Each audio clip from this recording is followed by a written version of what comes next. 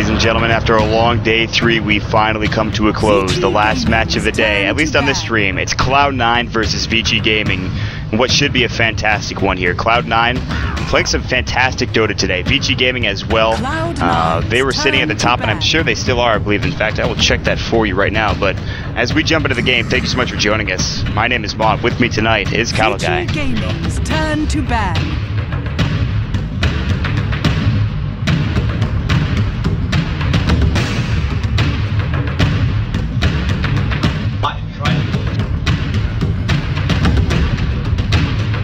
Cloud9's turn to ban.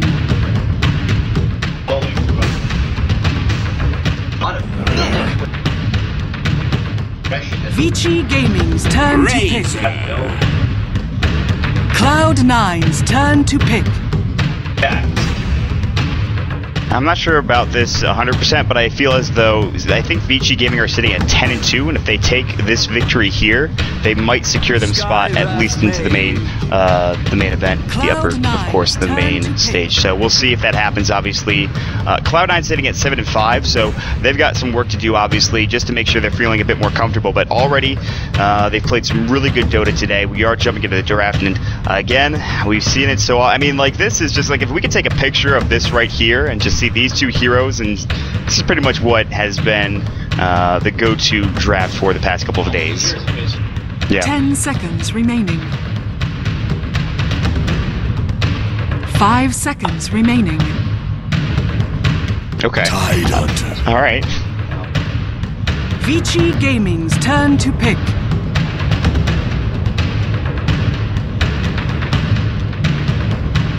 Shadow Shaman. Vici Gaming's turn to ban. Yeah.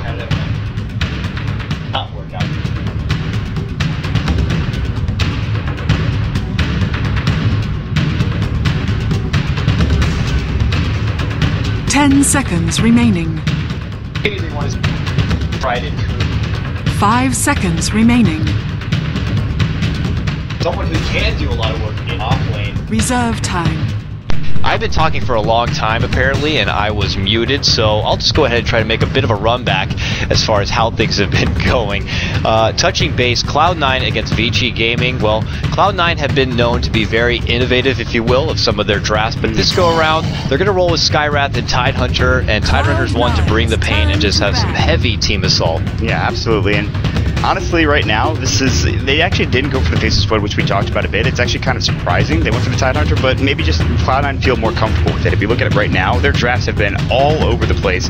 They have picked up a lot of Faceless Void, a bit of Skywrath Mage as well here and there, but a lot of different heroes throughout their drafts. Some Chants coming out, just farming heroes that AUI 2000 can use, whether it's kind of someone like a Visage that farms well with his birds, or, you know, get farm on a Wraith King, for example, that AUI 2000 will play. Get a farming support and work towards that a bit later. Vici Gaming picking up the Shadow Shaman, so very strong for FY or for Fenrir. Enigma's still in the pool, and that is someone Aoi does love to go for. A very smart player and able to find that farm and secure it. He can get out of control really quickly on that hero, and we know that Tidehunter and Enigma are just a dynamic duo as far as team fight, something that would be very beneficial to them if they want to take it to Vici Gaming. And for Vici Gaming, I mean, it's no surprises.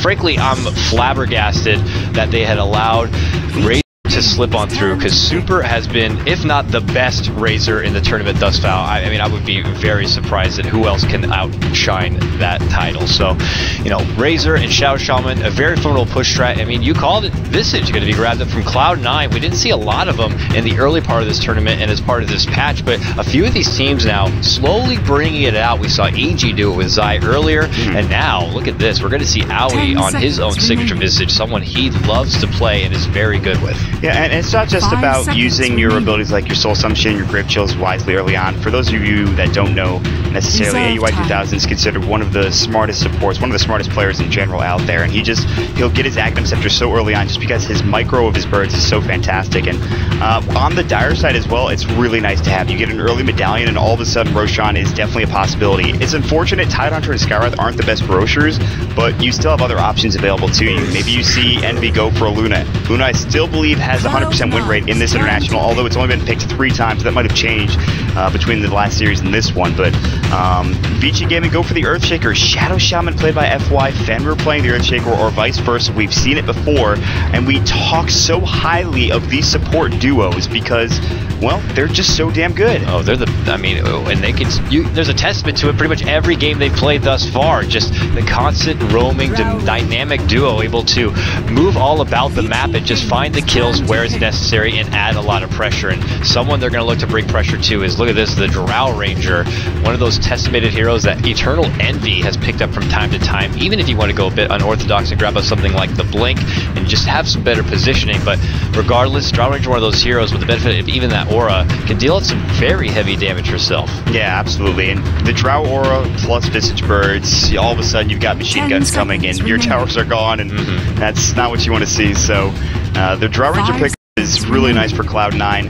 Gankable hero. Yeah. Until you get level 6, the damage output is pretty minimal. Silence is pretty good. They actually changed it recently, and I think that it's a nice change as well. So I think the hero's solid. Frost Arrow's really good for chasing too. A couple of nice silences. You know, you got Skywrath Mage as well there. So, yeah, you know, it's all about the silence. Not crazy amount of disable, given that you do have the Ravage and maybe a stun lockdown coming from the birds.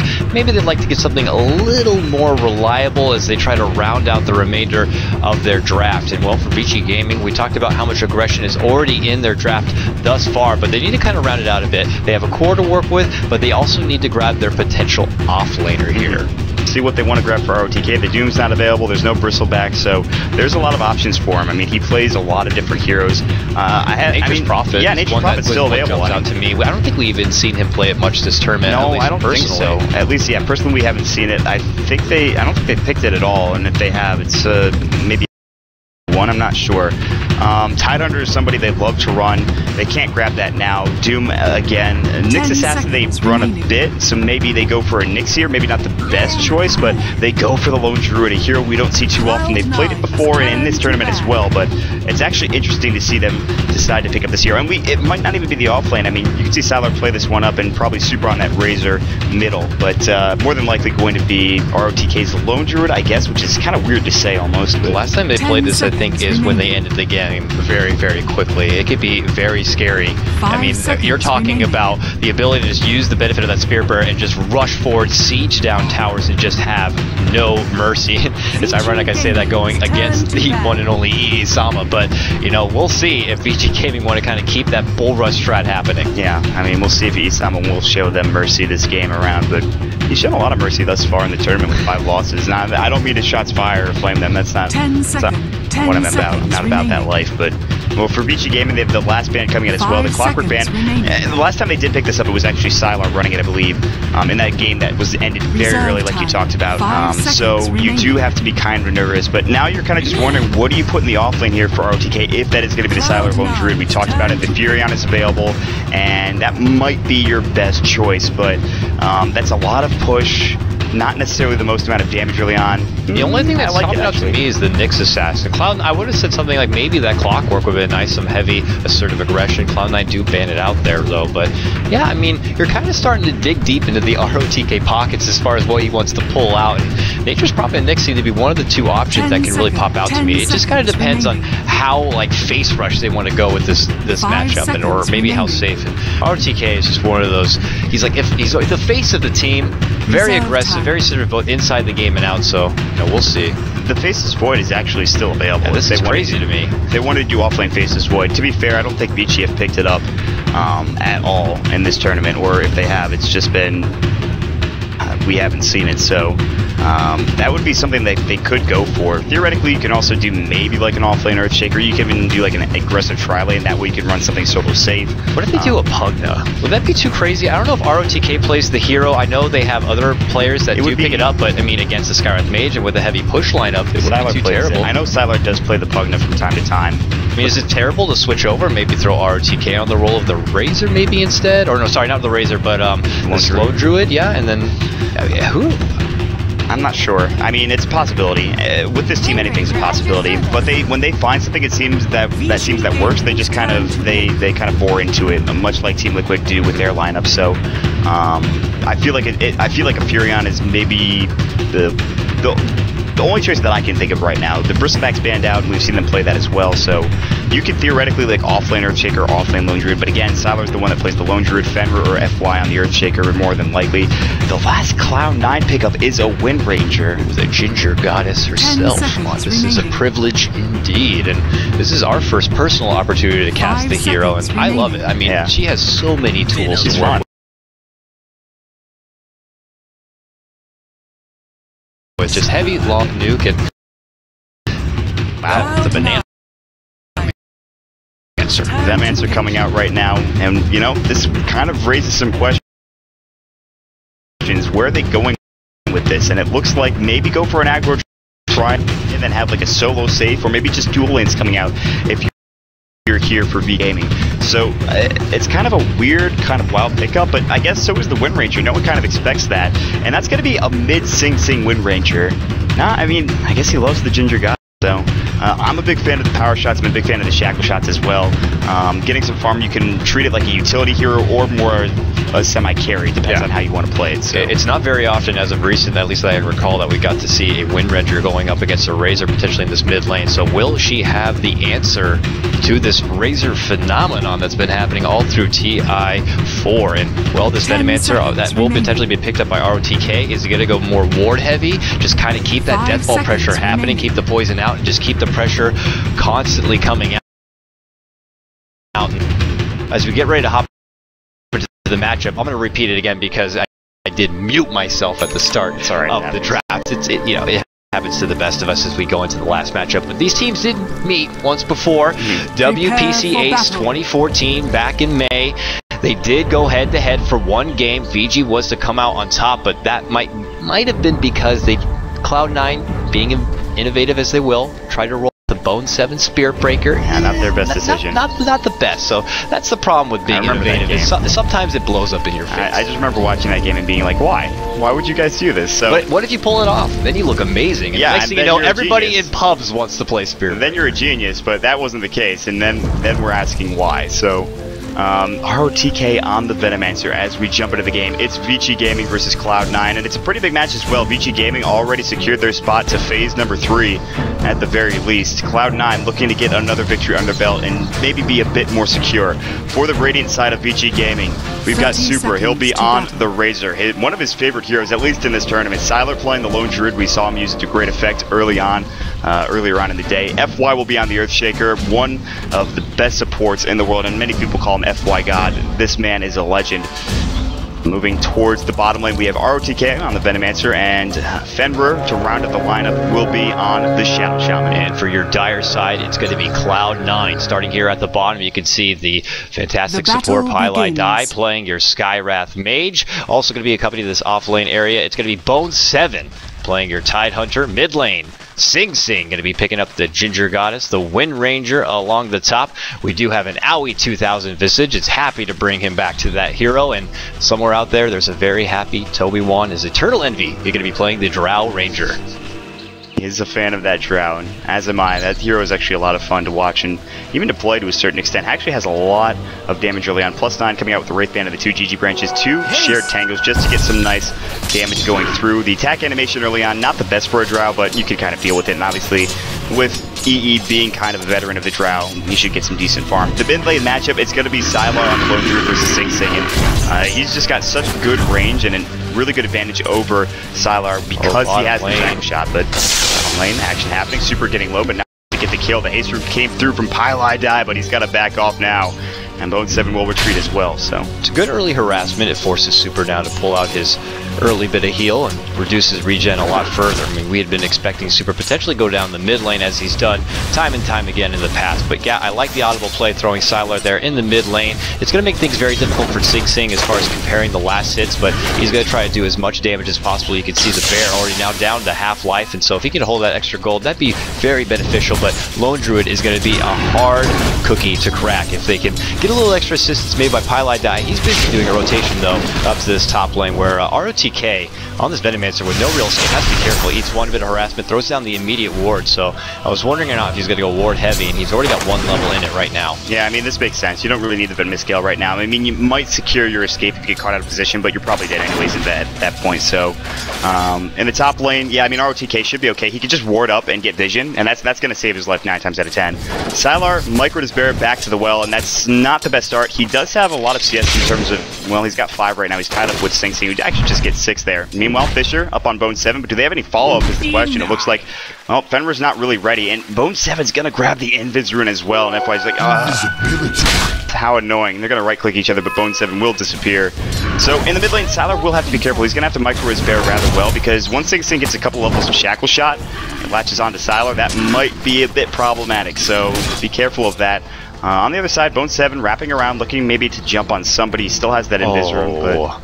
Top lane, Aoi trying to sentry out the ward that's blocking the camp, and that's got to be a micro fragment from that first sentry, but he will be able to get it this go around, so it does cost him 2 sentries to be able to de-ward the camp, but luckily the 3-minute mark is approaching and he will be able to get that pull. Yeah, so I mean that's really what you need as a Visage and just any support in general. You want to get that quick level 6 and get your birds up, and well, pulling is one way to do it. So ROTK already being annoying with these wards, and Pylai dies just throwing out more Arcane Bolt harass. He's now level 2, so he doesn't have Concussive Shot, which is the slow that you really want to have if you're trying to go for a kill.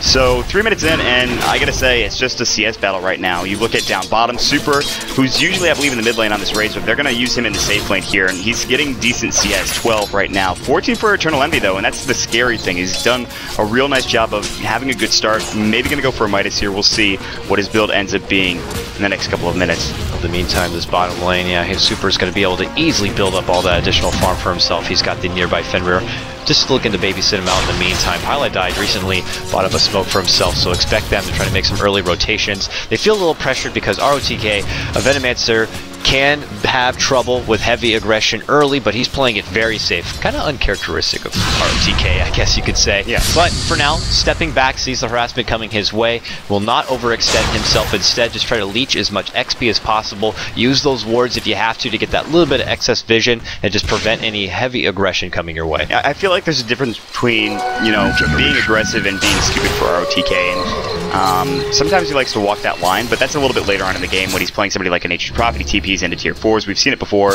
He gets a lot of flack for that, but he's still, I think, he still knows how to play in the offlane. He's done a very good job thus far. He's only gotten a couple of CS, but already now, Eternal Envy, he's going to get the Frost Arrows going. He's got 2 points into that, and doesn't have any damage. The slow is super nice to have if you're trying to chase somebody down. Maybe see something like a Mask of Madness, which I'm not sure actually what his build is nowadays, but he used to go for the Mask of Madness, I believe. Looks like maybe just going for a Sanji Yasha even would be a good idea as well. So he picks up his treads at the very least, which is nice early on here. No Midas or anything like that. I'm just going to go for early treads, and maybe he wants to be involved early on. I think that's the key. It's almost hard to put thought into predicting what EE is even going to do on these kind of a build. Just a very unpredictable player to even begin with as far as how he wants to take this route. I mean, I remember way back it was at, I believe, MLG when he picked up the Clinks. No one expected him to staying in the mid lane, gets entangled, taking a lot of damage from Fisher, coming through as well. FY on the backside, and Sylar gets it done. RNG, Admiral Bulldog was with Sylar this game. Root Lord already beginning to show his face here as Sylar pushing forward, and like they've done many games in the past, going to try to add some very early pressure here on the tier 1 tower. And I mean, next thing you know, 15 minutes in, this Vici gaming squad are notoriously known for just ripping apart towers left and right with very similar lineups, so something to look out for in Cloud9. They need to be able to make them pump the brakes and not allow to push too far forward. Here comes the early smoke as Aoi wants to take advantage of that level 2 soul assumption, but ROTK is going to be a really slippery banana. Yeah, I mean, this guy is just sitting behind his wards, and obviously all that vision coming out. Obviously the smoke is helpful for that, but they might even dive past this tower. The Frost Arrow is going to go. The shot is going to land as well. ROTK gets body blocked by his creeps and will get right-clicked out with the Grave Chill on him. They grab the kill. Nicely done. A lot of damage going to Pylai Die, but he stays alive. Great use of the tower aggro, making sure that the creep wave is under there. and taking up all of that damage for the most part. Yep, good work for Cloud9 to kind of get themselves on the board, evening things up 1-for-1 now. Sing moves up to the top and catches out that 6-minute rune. It will be a haste. He bottles it up and returns promptly so back to that mid lane. He's at about 24 and 5 CS, but he is below this lone druid right now, 35 and 13. Definitely a testament to that early pickoff, allowing Sylar to work with a creep wave or two to pull on ahead. Yeah, and I think really the playstyle of both of these teams in this game specifically is, let's get this game early. You have Drow Aura plus Visage Burst, especially if AUI can get an Aghanim Scepter. On the other side of things, you have Vici Gaming. Let's get our Radiance up with a Spirit Bear. Let's start pushing down like crazy. You also have Super. He's going to be leeching damage, and then level 6 coming out from Fenrir, who will be on that roster. Level 3 for him right now, so in terms of levels, it's actually close. The experience going just to level 3 for every support in the game right now, and actually into the offlane as well for the Tidehunter. Scratch that, level 4 for AUI 2000, so Bone 7 is the one that's level 3. Having a bit of a rough time. He is actually stacked up as Ancients. Look at this huge stack coming up from Bone 7, it's ridiculous. It's a lot of money to make. Seriously. He's going to be a very rich boy. Oh, top lane, Grave Chill. This poor Banana, or Slug I guess now as it is, will go down yet again to EE. And, Or the reason you don't see a Venomancer in the off lane solo too often. I mean, you could put those wards out all day, but you have no way of getting away from all that heavy slow and aggression. But, you know, ROTK falls for a second time. It's nothing too terrible, but yeah, you are allowing all that excess, you know, XP and gold going the way to their heavy core carry in that Eternal Envy. So, you know, let's see. VG Gaming looking to get another kill for themselves. They smoke off FY and Sylar on the rotation here. Don't generally see a Lone Druid smoke early on, but this is what they're going to do. They're going to go to the high ground here. They're going to bring the bear back in, the concussive shot, but there's the fish to land. Is Pylai Die blocked in? It looks like he is going to eat his tree. No, he gets through. He eats the tree. Well played. Arcade Bolt. The gush from Bone 7. He's got Anchor Smash. Shackle shot will lag. Siler's on the tree. Will fall. Great rotation from Sing, but there's more heroes in tow. Super ready to go. Now backing away. They say, listen, that's enough of that. Now FY getting harassed down. But Super chasing after Sing. The fish are going as well. The Static Link. 63 damage gone, but well, the damage has already been dealt. Guess what? Sylar's dead. Yeah, doing a smoke gank with a lone druid to try to catch him over. I'm not too sure what that's about, but you know, they wanted to see if they can get the opportunity to catch out someone like Pylai Die. They knew the stacks were happening. Maybe they didn't see vision on the Tidehunter and figured he might be going for it. Maybe catch him out when he's going to be very low, trying to do the stack, but unfortunately it really blew up in their face on that one. And now Sing gets a bit of redemption for himself and a bit of time to farm out that mid lane, but for now, actually migrating up and above, waiting out for that courier to come. Not really picking up anything, just looking to Bottle Crow in the meantime, but here we go. Time to blaze it up right now as Pylai Die smokes them both up and potentially looking to rotate elsewhere. But so will Vici Gaming. They actually include Sylar yet again, another smoker. They're actually going to find Pylai Die Hex up. There's the Fisher block. Shackle shot will not land, but the power shot will. The Ancient Seal, the right click. Is it enough? Sing gets the kill. He spends Focus Fire. He's out of mana, but the wind run away. Super cannot get the Static Link going, and Sing backs off, getting away. But, well, they will lose Pylai Die. Meanwhile, Fenrir actually lived, I believe. Yeah, he did. It was one auto attack. Sing is just out of vision. They get that last focus fire shot, unfortunately. And for, well, Pylai Die, not so lucky. Gets blocked out by a very nice Fisher stuff from FY. Just makes them pay for even considering going for that gank. And ROTK abates that top lane, making an appearance here in the mid. Known for taking towers very, very quickly. They're going to set on this first one here in the mid lane. Now, there's going to be a concussive shot flying through. Sylar in true form. Here now, Super. He's got no Eye of the Storm. In fact, he's got no mech either. The Visage drop coming through. They won't connect on anything, but they'll have some extra damage coming through with those Visage birds when they get up. Now ROTK getting chased down. EE wants this kill, and he might find it as well. Fisher coming through. No, gets canceled. Nice animation cancel coming up from FY just to push back Cloud9, but EE getting very close to a kill. His Midas recipe done. He's also got enough money to buy the Gloves of Haste, and it'll fly out to him as well. So, and AUI 2000 again. They value getting levels on him so highly. They give him that top lane. He's level 7 now, whereas the rest of the support's sitting at like level 4 or 5. It's unbelievable. Yeah, he's one of the best at taking advantage of all these levels, and it's a very exciting thing to see when you see him take control of those familiars. So for now, in the top lane, just taking advantage of that little bit of XP. The action continues though in the mid lane. Sing does eat the Fisher stuff, pushing forward. No more mana to work with. Oh, one more auto attack would have gotten the ROTK, but he does manage to live. Sing for the second time straight will not get the kill and has to pull back. It's like a 20 or 15 HP, and the Venomancer's living on the edge, and RTK's like, well, thanks, team. Just gonna back and go home now. So he's sitting on 900 gold, and in the off lane, almost level 6. Speaking of the off lane, Bone 7, about the same experience. He actually does have Arcanes, though, so he's got that going for him. nice. So 600 gold to bank. AUI will bring his birds to the top lane and maybe start pressuring this tower. 2,000 gold. Where does it come from? Where does he get this money? My goodness. Last hits, he's got 51. They came out of nowhere. And I mean, it's not like he's not farming. He still has 70 last hits as well. So it's ridiculous. He'll go to the jungle. He's got his Midas and... Well, Vici Gaming, I don't know if they know how to deal with this right now. The Lone Druid, well, Sylar's getting closer and closer to the Relic. He's about 1,000 gold away. Being involved in those ganks, though, not sure if it helped. Maybe even hindered when he got brought down. So, down bottom, looks like there are the Serpent Wards to use. The Super running after Sing Sing, the Wind Run going through as well. The Plasma Field doing a lot of damage. And Super, I think, just narrowly avoiding the power shot coming in. They use the concussive shot as well. Vision goes through, connecting, and the Ether shot gets the kill.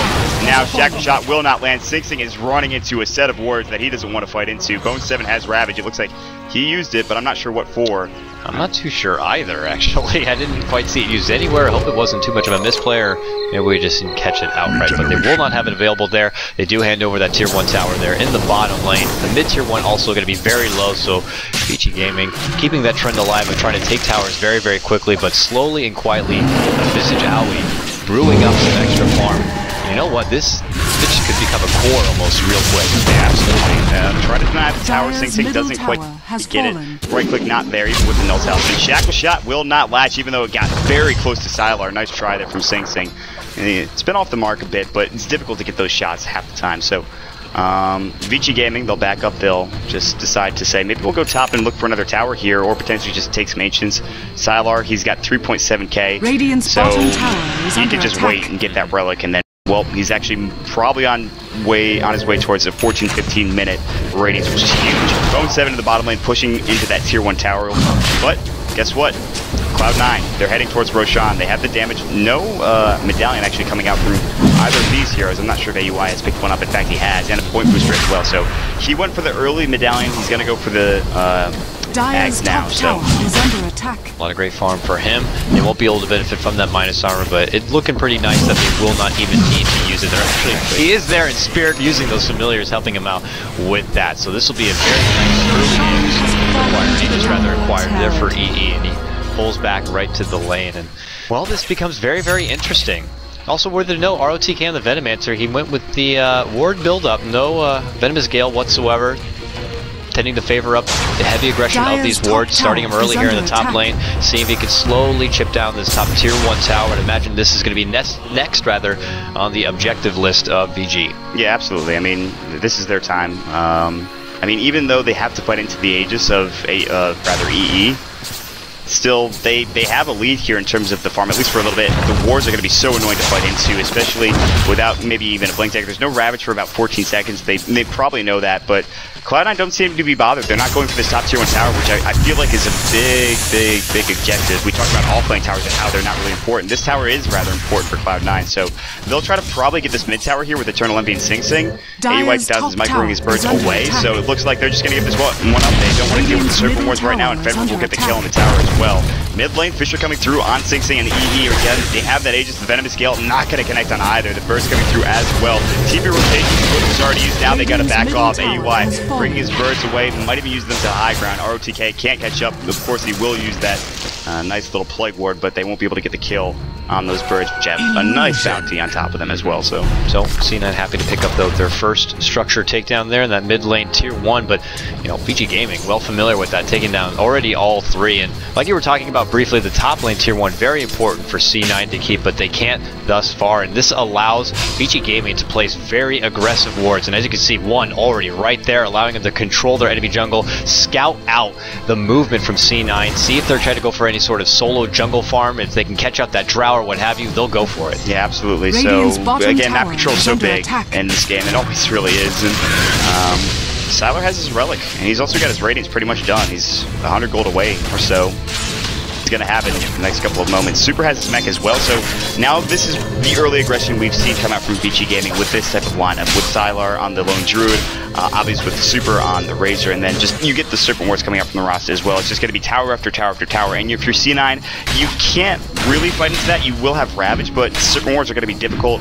Super can take your damage if he wants to, and it depends on if AUI wants to jump in, and I think he really wants to finish his Aghanim Scepter up more so than anything. So I mean, yeah, very close to it. Not far. It's very close indeed. My God, like, he just stuffs it away somewhere. I don't know where he gets it, but he just farms the lane for, you know, like for 10 offshore account he has to go to. He inherit all that extra gold, but bottom lane, wards have been dropped. Trying to keep this heavy push pace that they've been doing a lot through this whole tournament. Just like that. This tier 2 tower is very, very weak. There goes the Fisher. If they can catch Envy, they will take it. The Aegis will have to be used here. Super eating a lot of tower damage. Jump in, Boat 7 Ravage though. Quick mech to save Super, who tries to turn it back. Boat 7 very weak. Forced to retreat. Eternal Envy eating a lot of damage himself. No casualties yet here. Sylar very low. Runs back. Those birds laying out the damage. FY though eats the soul assumption from Aoi, and there's your first death, or sorry, your second, as Sing Sing did fall. A 1-for-1 trade. They even it up 4-for-4, but also Vici taking that tower. Cloud9 they were so close to the edge there in terms of everybody dying. I mean, they got ether shocked and they were lucky to stay alive. You saw how close Envy got to death there. Pilot died as well. Super will survive in the end. It's a 1-for-1 trade, but again, like you said, they lost the tier 1 tower, so or tier 2 rather. And for Cloud9, it was a good Ravage, but they need more off the back end of it. Now that EY 2000 has showed up and he's got his Aghanim Scepter, they have a bit more damage to use, obviously, the stuns as well. Sing Sing, what's he providing in this game right now? He's got Power Shot, he's got Shackle Shot, but he hasn't really landed any of these big shackles, so we'll have to wait and see if he can get any of those done. If he can hit a big shackle, all of a sudden the team fight probably turns around. They're going to smoke up. Luckily, it wasn't under the guise of these wards that were in the jungle here, and they're going to make their way to the top lane and try to find somebody out of position. FY is sitting on 1,000 gold, no Blink Dagger yet. Sylar sitting at about 100. His ratings is done now, which is actually fantastic. He got it about 14-15 minutes or so he's had it for a while, but FY is going right in. They see him right now. It's a full nuke. And, well, that could have been an illusion for all I know, because he went down very quickly. So he used to be a hero there. Very fortunate for Cloud9 to kind of get that one served. Yeah, seriously. I mean, it's a nice kill. They probably wanted Sylar a bit more, but they'll take it. Drow Ranger now starting to do Drow things and pushing down towers. I mean, this is what Drow was known for before she got nerfed into the ground, but still is known for. Just pushing in towers. You have the precision aura, you have obviously marksmanship, so you might as well use it. And actually is leading the way in terms of net worth with a Yasha and a Midas and Treads, 1,500 gold in the bank as well, but Vici don't want to stop. They realize that Ravage is still down and supports their back up. Super's just going to run at people. He's got a mech. They don't have that luxury, I believe, on Cloud9, so it's really tough to fight into this. And in fact, the Demolish just does so much work with the Serpent where it's like the towers die instantly. It's just too much to deal with, I feel like, and Vici Gaming are just exploiting the fact that they have this heavy push lineup. But AUI at least trades for a tier 1 tower in that top lane with the help of his birds and obviously Bone 7 being there as well, so. Vici game, man. Every 110 seconds, if they have to, they'll just use those Plague Wards, go to the next tower, and make it happen. They step back now. In the meantime, and we might just see them look to separate and farm. It's interesting to note, you know, ROTK, he's building towards what looks like the Aghanim Scepter, or at least just has the reliable point booster to survive a bit in the meantime. But once he does get a hold of that, it's going to be interesting to see how much damage that Poison Nova is going to be dealing out. It doesn't look like on the side of C9 they have any sort of BKBs coming their way, so they will have to be cautious on some of these more fragile heroes of being taken down very quickly. Yeah, I mean, the thing is though, yes, the Drow Ranger might look a little bit dainty, but if he gets a BKB, he can start laying into people. But at the same time, Sing Sing, I mean, he probably won't go for that route. He's just going to maybe go for damage or lockdown more so than anything else. Tidehunter might get blown up as well. I mean, the thing is, it's just a lot of damage to deal with. The poison's so difficult. And Pilot Die, one of the squishiest heroes in the game, that Skywrath Mage. I mean, like, he's died twice already. Not really his fault, but just a bit rough. So, again, map control is really good for Vici Gaming. There's not much Cloud9 can do here except just farm. Try to split push when Vici give them the opportunity. Vici's going to take towers by 5, manning and pressuring. Cloud9 want to take towers by setting distance bridge elsewhere and popping, you know, precision aura and going with that. So, well, we're getting close to those wards now, and just based on recent history, I would imagine that maybe Vici consider making a rotation to the top. They got one more tier 2 to take down if they want to try to, you know, hinder the farm that C9 has available to them. But leading out the front, it will be Super here. Super trying to build on forward to maybe his own BKB with that Ogre Club and mech, and still feeling very confident. As you can see, most of C9 hurled up in their base. They've smoked up. They do have the Bone 7 Ravage if they want to make a go at it. big. Blink, Ravage, and the Mystic Flare. ROTK gets blown up. Now it's retreat time for Vici Gaming, maybe. Mixture, the Ward Trap, sinking in AUI 2000, getting low as well, getting chased down. AUI taking the right click. EE has a double damage rune. They can fight this, but the Bear coming in with the Radiance Burn. They're too fragile. They blew up 2 heroes, but they had to back immediately. The buyback came through from the Venomancer. He's still walking, but the Super Force were placed down. They're not there for the 2-3 tower anymore. I think if you're Vici Gaming, you maybe cut your losses and back away. Eye of the Storm is still up, but it's not doing anything. It can't hit towers just yet. There's no Aghanim Scepter, so... Oh boy, here we go. Super bringing it again, the Gush. Danger smashing the Bear. Dagger shot this time, it will connect. The Fisher flying through Soul Assumption. They want the Bear, they'll find it. Sylar, he's got another one. He'll jump it up and EE backing off. BKB getting close to being done, but a good defense for Cloud9, and it's surprising to say that at 21 minutes. Yeah, I mean, other teams in recent matches going against this Vici lineup were not so lucky when the assault came to their base. So C9 have a very nice formidable defense by trying to jump outside their base and doing the immediate ravage before they have an opportunity to get in there, forcing the Shadow Shaman to drop those wards outside the base and try to work with that. So they lose ROTK, who did a very swift buyback and only had the tier 2 tower to go to and just waddled himself all the way back up, and you know, they just didn't want to accept the fact that they might have to just pull back and not look to push forward. Eventually they do.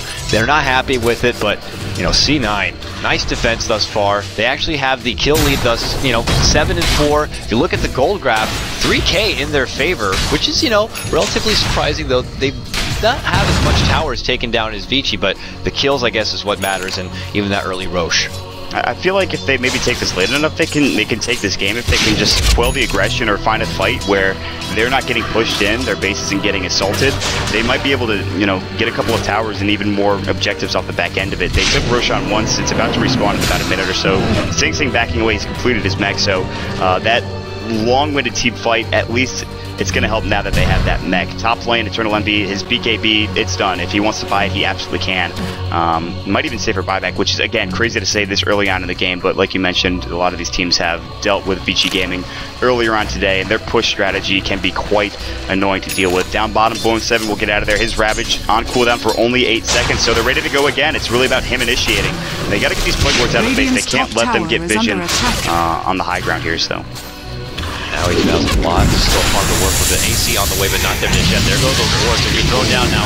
Oh, wow. Quick kill coming out from Owie. Quickly bursting down ROTK, so no salty buyback for him this time, as it's not going to be available. Super, though, pops his BKB, looking to go knocking at the door with the Eye of the Storm, but they can't quite get it done. They take the tower only down to half-life, so C9 do defend. Vici Gaming are forced to pull back. You say only down to half-life, but that's nice to have, I suppose, at 23 minutes in. And, well, if they keep this trend going, C9 are not going to be able to venture elsewhere. They're going to be forced to be on defense duty time and time again. Man, C9 is actually going to venture outside of the base, and looks like they want to head over to Roshan, and it's up. They know that it's up. They haven't been take this in real quick. 5 seconds flat, maybe. Fenrir's nearby, no Serpent Ward, Super, no Eye of the Storm. They can maybe sap some damage. Sylar has only 1 bear, and FY still has his Echo, but it's still level 1, and he just got his Blink Dagger, so that might be their opportunity they're looking for, but guess what? Cloud9, like I said, 5 seconds flat, he's dead, he picks up the Aegis yet again, so an objective goes their way. I gotta say, it's looking okay for Cloud9. Vici Gaming still trying to push in, but I'm sorry, you were waiting for it. A series set of rhymes happening right there. It just tickled my fancy. So I don't even know what I just said, so whatever.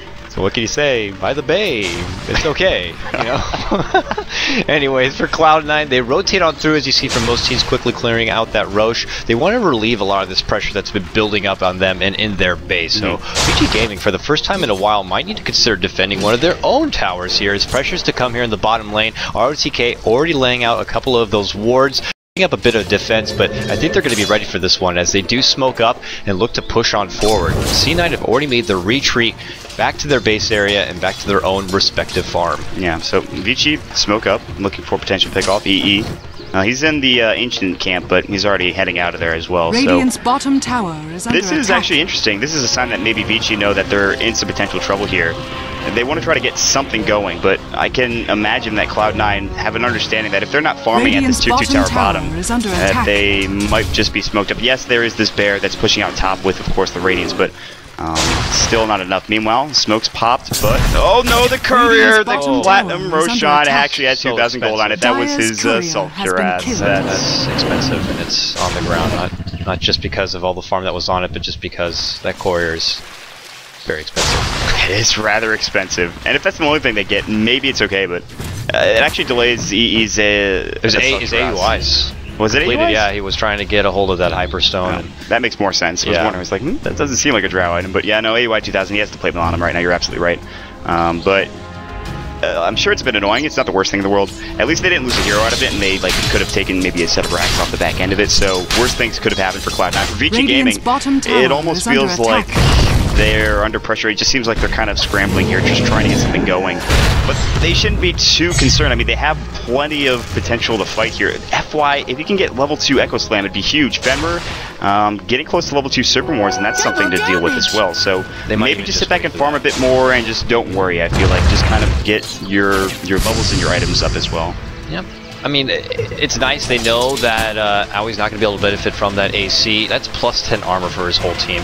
A lot of defense they would be happy to have, and if they can take the fight to win VG Gaming looking to push forward, they could try to go with their bit of their own counter push. But for now, they're going to be forced to wait a little bit right here. Sing here in the top lane with DD looking to just kind of spam down a couple of these creeps and keep the pressure away from their side of the river. So doing a nice job just kind of rotating around. Let's go into space over here with Eternal Envy. He's got that Yasha obviously on hand, and there's that BKB. Full 10 seconds, ready to use right now. This allows him to kind of just rain down the punishment from the outside. So VG Gaming are going to have to be careful about this one and just make sure to keep eyes on where EE is going to be when he lays out the big damage. Yeah, and honestly, with an Assault Cuirass on top of it, oh yeah, it's disgusting. And we say disgusting a lot, but it truly is the damage that you could deal. Maybe even get even more damage coming through, maybe like a Daedalus or something, which I don't even know if it's necessary. I know he's done SNY in the past. Manta Style could be a thing if he wants to go for it. There's nothing really that he needs to Manta out of. So that's something to keep in mind. They use the wards over here actually to take down some of these ancient creeps here. So that's fine. Vici, they don't want to just necessarily go for maybe another push down the front just yet. Wait out a little bit longer. They know that getting that level 2 set of wards would be very, very beneficial, especially the Fenrir in this whole push get up. But Super rotates his own right up to that top lane. He's got 2.2k available, and what do you suppose, Mark, will be his next item? I mean, like, for Razors everywhere, it's been standard, like, you go mech first, maybe you go for BKB if the game, you know, requires He's got that it, already. and then you go after that for the Aghanim Scepter. And then from there, you've got a couple of options, maybe a hard, maybe a little bit more damage, or more than likely going to be a refresher. So, I mean, we've seen so many Razors that just seems to be... Aghanim Scepter is too good to pass up. The damage that you output, plus the damage that you get from static link and your right click alone, it's just difficult to deal with. So there's the Assault Cuirass done for both heroes. Again, when the first Assault Cuirass gets done, you want to try to have your team get one as well. It's the arms race. Oh, in the jungle, Vici Gaming looking to try to find Eternal Envy, and they just might. They're going to run right into him. ROTK spotted him out, but doesn't go on him, and it looks like EE very, very aware that this ward is here. No, he's getting engaged on it. Looks like no, they're going to back away. Super was here with FY, but decided not to go for it. Smoke is up for Cloud9. They're ready to jump in. Bonus 7. He has the Blink Dagger. Fisher going to on EE now, getting X'd up. BKB from Super. Fenrir getting blown up. Not dead yet, but the Mystic Flare goes. Scepter A just goes through. Super trying to zap some heroes down. They will get Sentimentor on the backside. EE pops his BKB. There's the Static Link going through as well. Now a lot of his damage is gone. Pylai died dead as well. EE trying to run away, but he can't make it out. He's going to get right clicked, and Super will get a double kill on the backside. Sing getting trapped up, and they've already taken 3 down. There's the Serpent Wars just getting back online. Shackle shot not connecting. AUI 2000 still alive, but only for a moment longer. It's 3 for 3. TP's out, a bloodbath, and now they will go for this tier 2 tower. Great initiation, great BKB reaction from Super to avoid that Ravage. Oh, man, what a player. Just the quick reaction to be able to get into the mix and just put his sights on Eternal Envy, making sure he does pay and takes him down not once but twice. So very devastating fight there for C9. But being unable to get an objective after it, so it's not too terrible just yet. But they get the tier 2, which they've been waiting to get a hold of for a long time. But yeah, this makes things even trickier. That's more gold coming the way toward Vici Gaming. If you had a hard time before, the next fight's going to be even worse. Yeah. So I mean, you saw how quickly Eternal Envy got blown up there, and I think they have to have some way to deal with Super, because he's just running in, static linking Eternal Envy, and then all of a sudden, not only is all of his damage gone, but I mean, Eternal Envy's just dying. The Ravage had it connected. Maybe the story's different there. I don't know if EE would have been up in time to actually right-click him down. He was still respawning from the Aegis, so A bit rough for Cloud9 in that engagement. They did trade 3 for 3. Again, they did lose the tier 2 tower, yes, but still okay, I think. One thing they do have, and Bone7's been working on here, and is actually very, very close. He actually might be able to get it right here at the end of the camp, is going to be that refresher orb. I mean, Believing Staff now complete. There goes the recipe here. Quick. So you could dodge one with that BKB, but he dodged two. He's going to have another one. Yeah. Right in his back pocket. Yeah, he'll wait for it, potentially. So yeah, he's going to go back home and get it. But... You know what we said? We said Razor's gonna get that Aghanim Scepter. At least I said. What happened? He didn't get it. No, he got a Shiva. He probably heard you and he's like, no, screw this guy. I'm just gonna get a Shivas to make him look bad. I was with you though. We've seen plenty of Razors this tournament, and the majority of them have gotten the Aghanim Scepter. It was the safe bet, man. But you know, this works great. This works fantastic for their team. I mean, you got Eevee there laying out the heavy damage, but this is going to help slow that down a bit and just add a bit more tankiness, not only for Super, but you know, for the rest of his team as well. It's going to be very beneficial for him, and you know, I can't hate on that. That's why he's a pro mod and we're just casters. Absolutely. I mean, they know better than we do, especially Super. I mean, this guy is. Super good? It's like RTZ and Super are like the Razor Kings, and did you say super good? Maybe. Okay, well, let it slide. FY sitting at level 10, trying to get to level 2 Echo Slam, but Ghost Scepters have been picked up for not only him, but ROTK as well, which is really nice. And you think about the right-click damage coming through from not only, obviously, EE, but again, the Visage Familiars, which we talk so much about. Ghost Scepters are good, but then again, there's also Ravage, there's also Soul Assumption, there's also Power Shot, there's also a lot of magic damage to deal with, including Pylite Dye's entire arsenal. That's an Aghanim Scepter also done for Wind Ranger, so that's even more right-click coming through with Focus Fire. But looks like a gank coming through. Gank train, in fact, from Vici Gaming. EE backing up right now. He's got his BKB. Might have to stop him through Ravage as well. This one on target. Super getting low. Pops the BKB. There's the second Ravage. Stylar dead immediately. ROTK gets it off. EE trying to TP away. Will not make it out in time. A great start to the fight, but maybe a really poor end. Now Super getting right click down. Still alive. 6. This is the power shot. They will grab another kill. EE buys back. Super Medallion is up on him. He's getting chased down, but still alive. On the backside, ROTK getting zoned out by a Gush. He'll earn himself back to life, but still, as great as an initiation that was from Bone7, they only get 2 kills off the back of it. But the purpose is they took down EE, which is great. Good start. Bone7 actually surprised Super that time. He could get the BKB off, but he actually waited a bit too long for the second one. Super was able to get that BKB off for the second go around, but their sights were set. They wanted to go on Sylar. They got that done, and now it's a matter of can C9 take advantage of this situation, and really right now they can't. Vici pull back, and they're ready for a defense if anything was to come their way. Well, for EE, he steps back. He's going to try to make up for the loss of farm he had and looking to build on forward what looks like into that Battle Fury. Or not Battle Fury, Butterfly. Yeah, I mean, he's got the Eagle Song, so you have to imagine that's what he's going for. But right now, honestly, like, he's just so squishy that he gets blown up by Super. Super's done a fantastic job of focus firing. Even if Sylar's not there with his bear, ROTK gets the ultimate off, let's say, and then all of a sudden maybe even an Echo Slammer or a Fissure comes through. EE just gets blown up. He's just too squishy, it seems like, and that's actually kind of interesting. I mean, he's got a decent amount of health, 1300, and that's without Strength Tread, so... Ooh, I like this. They're going for Roche now. This is the smart play. I mean, they've got room, and there's no Ravage up for another 48 seconds right now, and the refresher's down for 55, so I don't really know if they can test this on the side of Cloud9, and that's a bit rough. I don't even know if they know it's happening or not, but even if they did, this is not going to be an adequate time to try to contest this Roach. They'll be able to take it very, very quickly, and let's see, I mean, I would imagine that with this, they can move on forward. They didn't even have to use the wards to help take down that Roach even quicker, so they do still have the Fenrir Serpent wards to work with, and I would imagine they consider making another go at this mid lane. Now that both Ravages are down, this is their best time to make it happen. Yeah, absolutely. I mean, there's no reason to go here. There's no buyback up on EE if he dies. This is going to be a tough defense. The Serpent Wards are up and ready to go. It's level 2 Serpent Wards at that. Shackle Shot's going to fly. It's going to latch on RTK, but I don't think there's any follow-up. They're too far away. The Visage Birds were flying out, but now they realize that they can't really get much done there. There's the Serpent Wards, and here we go. Fight's going to have to break out here, but EE just picking off all of these wards. But the tier 3 tower's going to go. There's the Ravage coming through. Now Bone7 hexed up. The Ravage didn't do much. Super now licking all of that damage. EE getting chased down. Super extending a little too far in. He's going to see this well. Unfortunately, he might EUI2000. There's the second Ravage. Now Super will fall. Cannot get the cheese off. There's the Echo Slam from FY. Sylar trying to back away. Concussive shot coming through. FY has the Ghost Hunter Sing Sing. Getting low. Will die. Gets a double kill. The Fisher coming out. They get the tier 3 tower. The buyback from EUI2000 as well. It's a 3-for-3 trade. Now everyone from Vici buys out. They want to try to take this Rax. They say, listen, this is our time. There is a buyback from both Pylai as well as Sing Sing. No double Ravage. In Serpent Wards, they'll be up kind of soon, about in a minute, so oh boy. That was very promising there for Bone 7. I mean, it was very convenient for that Refresher Orb to come off the floor to get the second one off. And that was enough to take Super down. And as you can see, Pylai knows that the Salt keeps coming, so they're forced to pull out not one, but two buybacks. Rax going to be under threat here as they're looking to push on forward. Eternal Envy sapped up. The damage is being taken away in the Shivas as he pushes on forward. Eternal Envy forced to retreat to the fountain.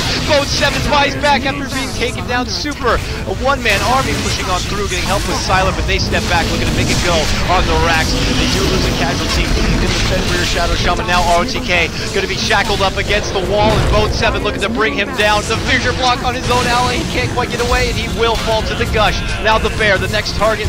One Rax had fallen. Eternal Envy steps forward, looking to defend, and it looks like Vici Gaming are going to be pulling back, but regardless, one Rax down. A victory for them. I mean, they assaulted with everything they had.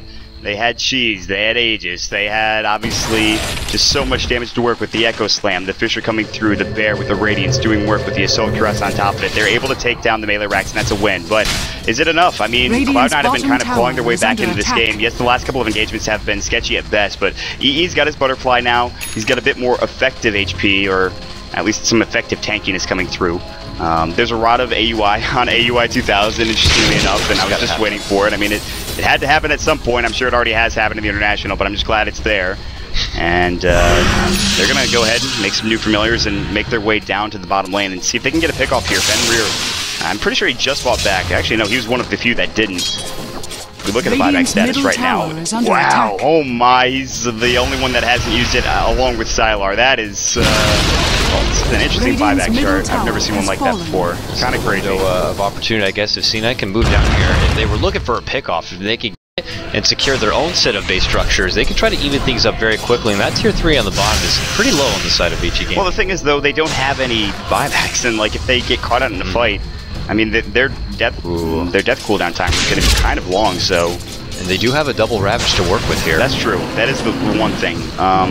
But Super has his BKB still, and it comes down to him having a really good fight. Oh my god, Sylar gets his MKB up on his Bear now, so even more damage, but Sylar's been not that big of a factor. He's gotten focused down a lot. But EE will focus down Sylar, and then all of a sudden Super's on top of him, linking his damage away, so...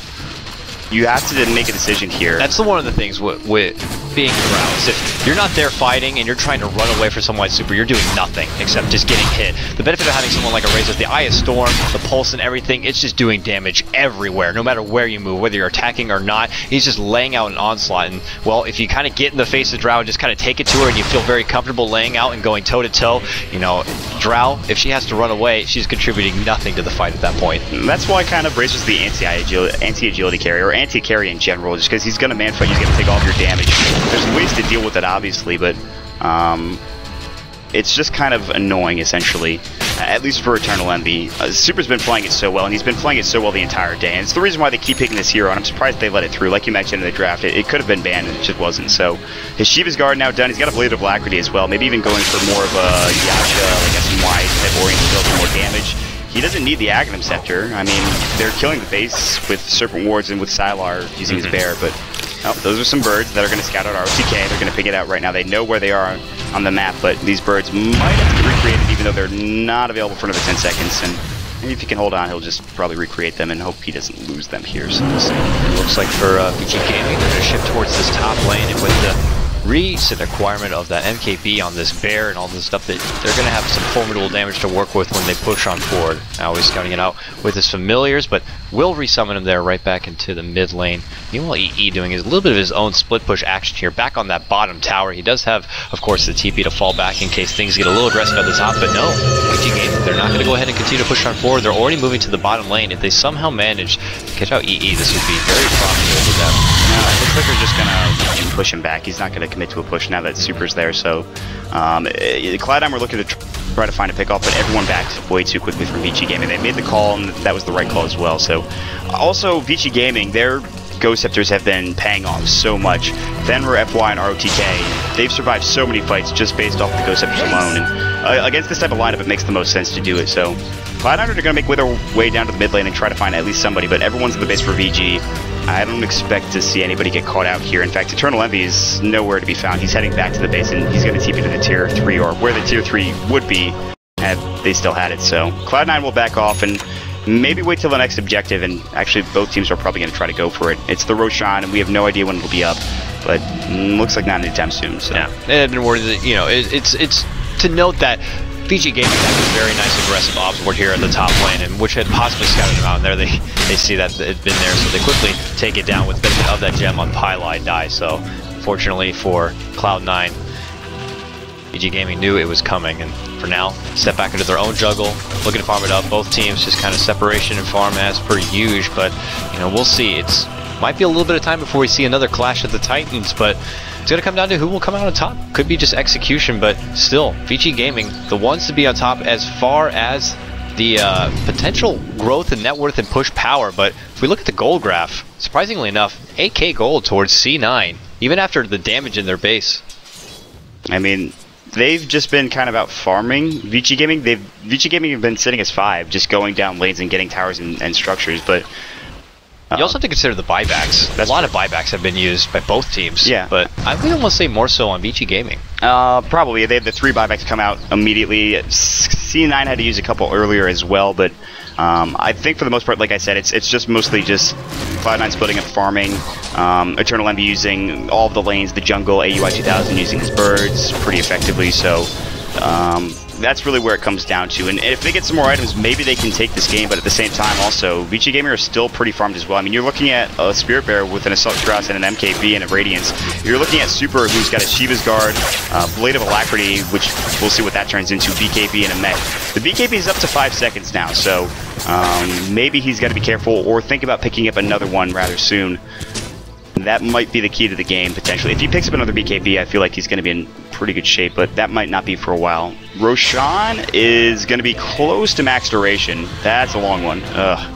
Yeah, we're going to be waiting a bit here, and that might be when we see our next clash. I'm sure C9 would be able to take advantage of moving on in there and getting a hold of that Aegis. Very beneficial to them. Could be their upcoming team fight and potential next base threat. For now, Sing Sing ops off to the side. We talked about how he picked up the Agnum Scepter and what that does benefit for Sing Sing, letting him do almost a full set of damage. And if he does decide to get any sort of attack modifier, that could be used with the Focus Fire. I don't know if it's something he's considering.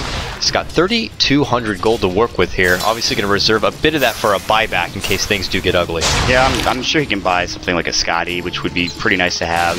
Desolator if he's feeling a bit spicy. But the problem with that is, again, it's the Ghost Scepters, so it's really just, okay, well, if I do that, then I'm, maybe, foregoing a Scythe of Vice where I can have a lockdown on some of these heroes instead of just having to try to right-click them down while they're, in their Ghost Scepter form, or ethereal, if you will. So Eternal Envy is sitting in a bit of an interesting spot. He's got 2.8k gold. He has got plenty of buyback. VG are in their own jungle, which I'm pretty sure there's an Observer Ward for the Dire here. No, it looks like they don't have any left.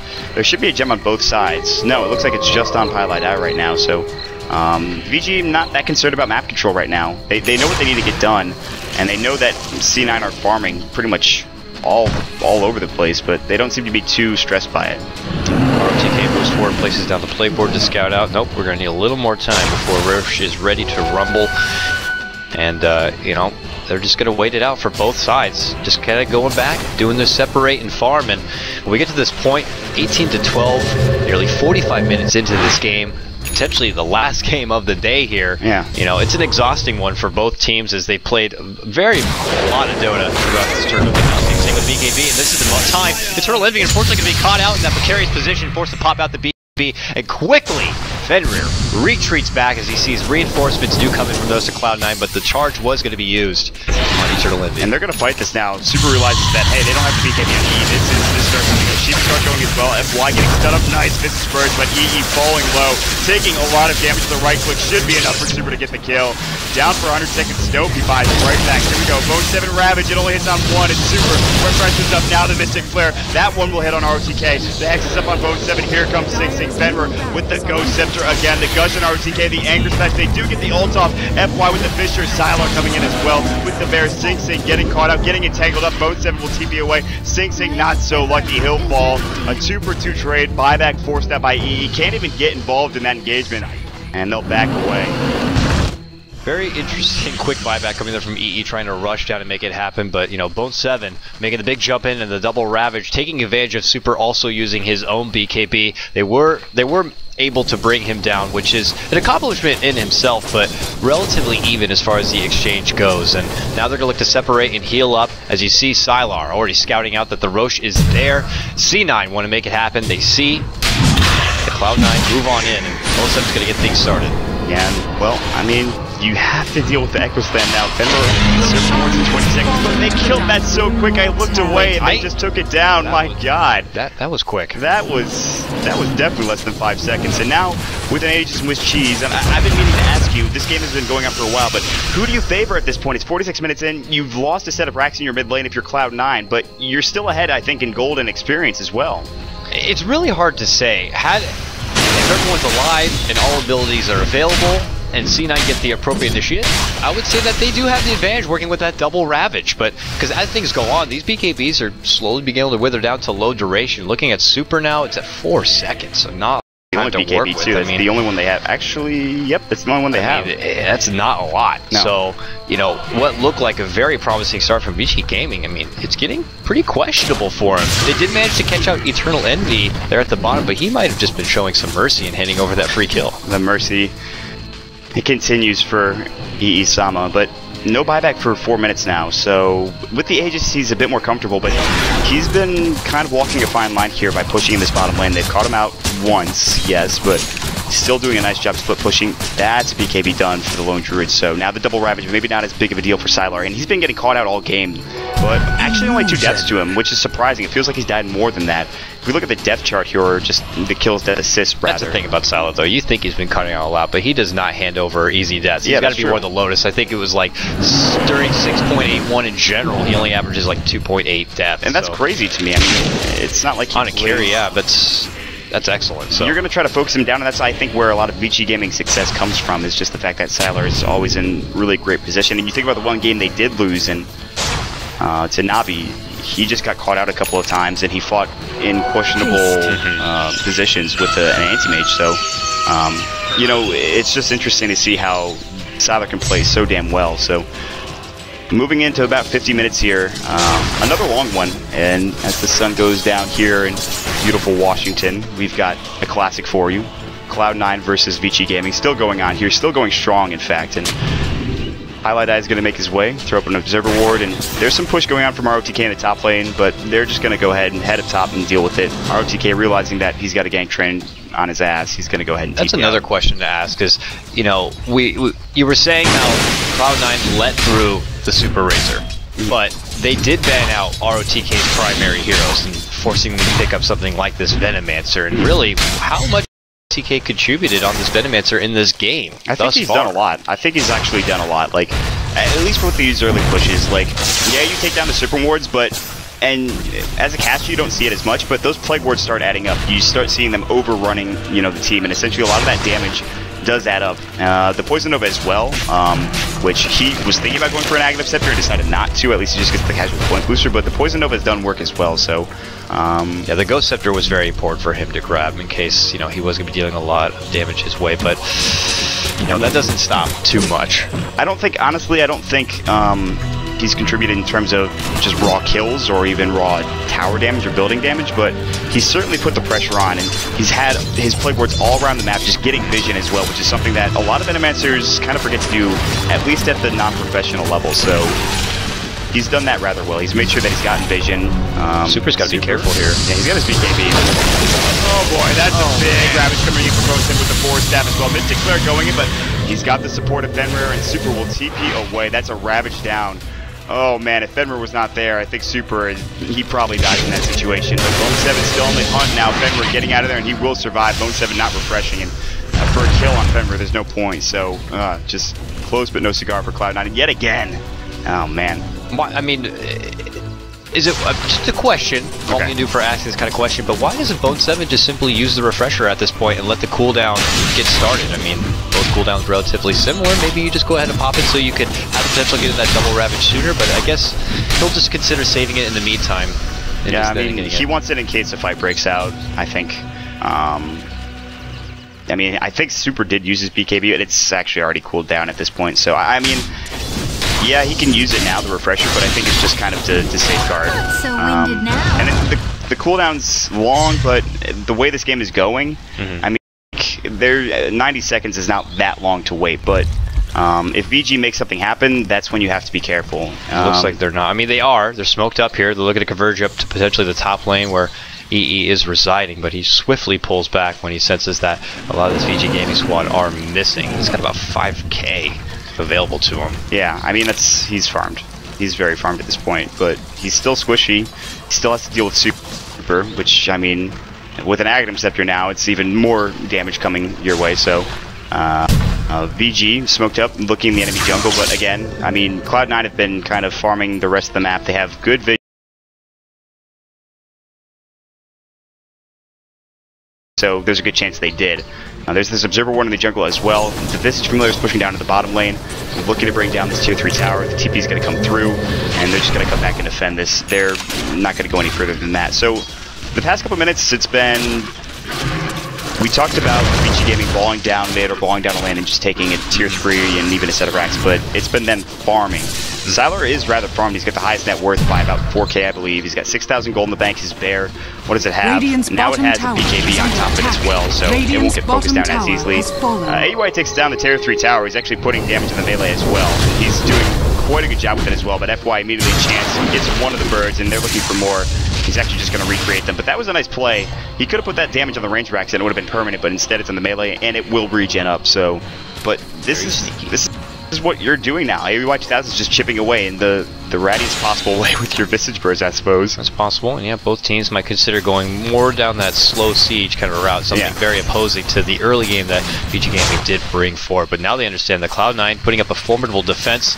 They might have to play it a little more slow here, a little more methodical, if you will, a term that we throw out very, very frequently. But we do say that word a lot. So it's a fun word. I think the nice word. Very nice, very nice. 2K does his nice little 4-staff back, TPs himself to the mid lane, and just congregates with the rest of his team. Doesn't want to get caught out. He wants to be with the group. You know, no typical ROTK feed out on the sidelines, but instead will congregate with the rest of his team as they continue once again to farm it up. They got to get to that point. Oh boy, man. That got out of hand quickly. A Daedalus now picked up on the Lone Druid. Wow, he had the 6,000 gold. I guess that's what he spent it. So that's Daedalus, and that's a Lone Druid Spirit Bearer that's starting to go hard. Yeah, starting to do some damage here. So he's about 600 gold to get that buyback available. So they're going down bottom now. I mean, we talked about them kind of just split pushing, but that's not happening anymore. Cloud9 need to defend. This is the time, I suppose, here. Buyback is up for every Cloud9 player, though, and not up for any except for Super on the Vici Gaming side. So Shackle Shot's going to go through. It's going to latch. BKB's available, by the way. He's not going to pop it yet. He still has another bear, but that died so fast. And Vici are just, well, I guess that's the end of that. Good try. Look at the damage. I mean, that's just one go on that tower, and it's at half health. So do that again, and that tower is gone. I'm saying slow siege. I mean, if it takes that, then you know we'll take what we can get for now. And Sylar on the way out cleans out the enemy ancient camp right there, and we'll proceed to step on back. And for Cloud9, it's now going to become a question: is this going to keep happening? Is this a rinse and repeat kind of a strat that Vici Gaming want to do until they finally break in and take out another set of racks? And for Cloud9, how long before they pull out some crazy trump card strat? Well, they'll take it right back to Vici Gaming, or are they going to wait for an opportunity to try and pick one off and then move on from there? I mean, he's still a buyback. He's getting shackled up. He just bought the Scotty, though. Why are you so far forward? EE, what are you doing there? Give me mercy, dude. Oh man, that's not what you wanted to do. I was about to say this is the strangest game where, you know, Cloud9 have a 14,000 gold lead and like a 14,000 experience lead, and it seems like they're still, I wouldn't say losing, but they're definitely not winning. So. I mean, they've been pretty crippled ever since they lost the racks in the mid lane, constantly forced, to step back and just kind of clear it out. Vici Gaming doing a nice job beating us all. Hexed up. There's the jump in. Bone 7 comes out with the Ravage refresh, but he's hexed up right now. Super gets off the BKB in time. Only 4 seconds to work with. Shivas, and there we go. The second Ravage does land because the duration's so low. There's the cheese pop on Bone 7. Sylar shackled up. There comes CZ. Looking to blast it forward as he comes up from the buyback, but Frederick looking to make his escape, but Owie catches it off with the double kill, taking out ROTK. So C9 with a nice defense takes down 3 for 1 in the EE buyback to defend. Super, it's time to buy a new BKB, my friend. Yeah. That second Ravage would not have landed, but he probably would have died anyway. The damage is getting ridiculous for Cloud9 just through right clicks alone. We often see actually RTZ goes for Ghost Scepters in these types of situations, and it wouldn't be strange to see Super buy one either, so it's something to think about. Another Hex coming out for Bone 7. They have, I think, 3 on their side, or maybe just the 2. Yeah, just 2 coming out for Cloud9, but still, that's a lot of lockdown that they really need. And Sylar, he feels like his impact, even with that Spirit Bearer, which does a lot of damage, it's not nearly enough. They're going to go straight down mid. Buybacks, let's look at it right now. All of a sudden, Vici Gaming did get a few. Yeah, so they're going to bait him out right now. Yeah. They're going to move in, come a knocking at the Rack's door right here. No buybacks yet. Fredner actually pulls out his wards. He's stuck right here, but there's the Force Staff to help him out. Pulls on Batman. It's going to be popped as well. Both center jumps forward. There's the Gush, but he does get the assistance of the Force Staff. There come the buybacks. Here come the TPs. Both 7 gets caught out with the Fisher. Jump in Fenrir. Shackles him out. Force Staff again coming out. Force Staff gaming happening right now. Super pushes on 4, trying to nuke down Bone 7. They want to take someone and make them pay for coming into the Vici base, but Super gets caught out with the Hex. Another Force Staff to save Super. He's trying to run, but the damage is coming from the familiars and the others, and now he pops out his own BKB. The benefit of having such a low duration is it's a very low cooldown as well. So there we go. More jumps in, chickens up the EE. Some here comes the familiars, but nope. That Self-Ghost Scepter still on the hunt. Vici Gaming trying to take one of these Cloud9 pesky rats down. Shield going through from AUI 2000, just trying to escape the Fisher, just the tip connects, but it's not enough. It's actually blocked in. No, Super now looking for AUI 2000. Nice shackles, but it gets absolutely canceled by this Vici Familiar drop coming through the stunts in AUI 2000 with that micro. Highlight Eye buys back, but this Familiar is now getting killed, and all that gold going the way of Vici Gaming. So a bit sketchy, but here we go. They want to go right into Roshan, but guess what? Cloud9, they don't want that to happen. Ravage is up in 10 seconds. And now Vici Gaming, they know that ability is about to come up. They're going to fight anyways. EE, another 4 step coming through. We're getting blown up. The Ghost Scepter not hitting him. Echo Slam, but only on Highlight Eye. He's dead again. Now Sing and EE trying to fight it up. The Bear getting brought down, but so is Super as well. Mech going. There's the refresher. Now you have a dead Razor. They're getting brought down as well. FY's done. 4 down, and all of a sudden, Cloud9, they've turned the corner. They're willing to take this Roshan and maybe even a set of racks or 2 off the back end of it. We do have a buyback still available on Sylar, but he is just but 1 man. Him and Fenrir. Will they be able to defend this one out? Fenrir just like, I'm going down mid. I'm going to go down mid. I'm going to make him try to pull back, and he's going straight up towards the top set of woods right here. And for Cloud9, quickly, once again, taking down the Roche, throw the Aegis into the pocket of the Eternal Envy, and now, let's see, they're going to go come and knock in bottom lane. They already have a very nice, formidable army of creeps down here, trying to clear it out and take down this set of racks. They don't even need him here. He's late to the party. Wow, that's a huge creep wave. My God, this is a party happening right down in the bottom of the base. It really is. All the creeps are uprising, and he decides maybe I just should go middle. Radiant's middle Interestingly enough, they're very defensive wards, trying to clear out these creeps, using the Ether Shock as well, but they're going to go right to the mid. They're tier 3 down, and look at that, Boots of Travel coming out with the assistance of the Familiars. That's 2 racks down immediately! Look at the damage from Eternal Envy! So much for Mercy. It's ripping apart the tier 3 tower, and I don't know if you blinked or not, we're at mega creeps, and this game is over. Okay. EE showed them Mercy, and then he tore out their heart. That's pretty much what happened in that game. That was fantastic. A very strange game to watch as well. Back and forth, and at times you were just kind of like, well, I don't think this is going to go their way, and all of a sudden it turns around.